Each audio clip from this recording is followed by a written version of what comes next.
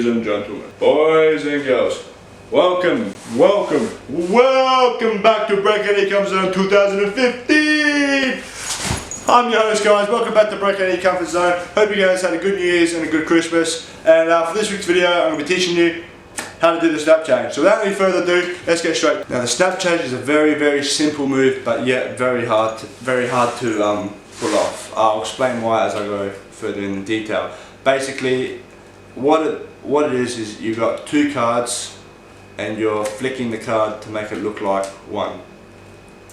Now it's a very cool change, but the only problem I have about it is that it's very angle sensitive, and that means, for example, so that doing this move front to front is very, it's alright, no, it's hard to see, but from sides and behind it's a lot noticeable, because this is what they see.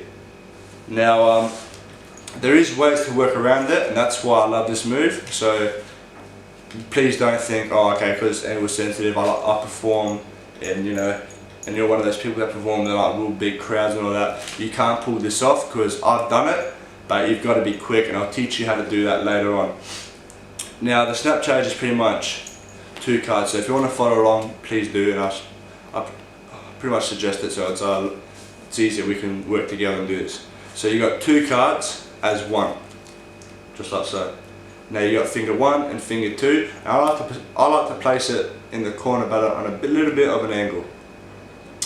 And just like so, because I know some people do it like this, but the only problem I have with that is when you're doing the flick, it doesn't, sometimes I get it caught here, and this, like, I have a more high success rate of doing it when I'm doing all that. And that's just me personally, and I like to do stuff that's a lot easier, because I don't have to stress out when performing magic. Now so you got the cards like so, and basically all you're doing is just flicking, just like that. You're just flicking, just with the middle finger. So what I did to start off with was just pretty much just this. I just used to do this. I did this for about 3 minutes. I don't know why. I probably don't have to do it for 3 minutes. Probably just do it for 30 seconds. But yeah, I just went like that for 3 minutes. So you got the fingers in the corner, and you flick. Now, once you're in this position, you're pretty much stuck. But like I said, if you're performing, you automatically have the cards in your other hand. If you're doing this in front of a camera, or just in front of a camera or anything like that, or a webcam or stuff like that, it doesn't really matter. You can stand like this for as long as you want, but you can't see. But if you turn to a side, you can obviously see the card. But so what I like to do when I'm on performing to people and there's people around me, because I automatically have a card in my hand, I'll come to the deck. I'll use my thumb to cover up, and I'll just pick up the card, and I'll just start rotating the card, just like so, to show that it's one card. And in the meantime of doing that, I was grabbing the other card. So you're in this position. Come grab the card, and you show off my card. Now when you do this, it's sort of like you do the flick, grab the card, do the spin. So it's sort of like all one. This is what it looks like in full speed. And then you can hand it off to a spectator. So from the back view, the position of your thumb is, I like to do, just pretty much have it on the angel's face or in the corner if you haven't got bicycle cards. And yeah, so this is what you see from the back. Just that.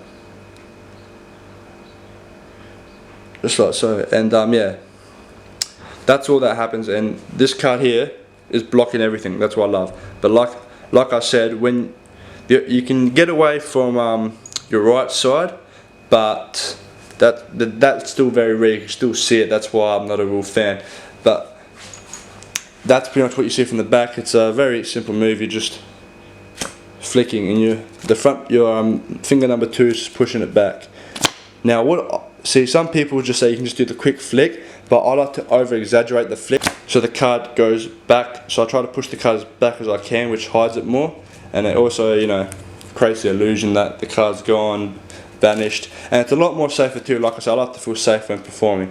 Now this is the back version of when I say we have the deck of cards automatically in your hand. So you do the flick, you drop the card down, and you rotate up. Now as you can see, once I did the flick, I had I had the card tilt down at an angle to cover up that I'm dropping a card, as you can see. And I'll just rotate the card up. That's it for this week's video, guys. Hope you guys enjoyed. Stay tuned for my next video because I'm going to have a little sandwich effect you can do with this snap change. So yeah, stay cool guys, and I'll see you next week.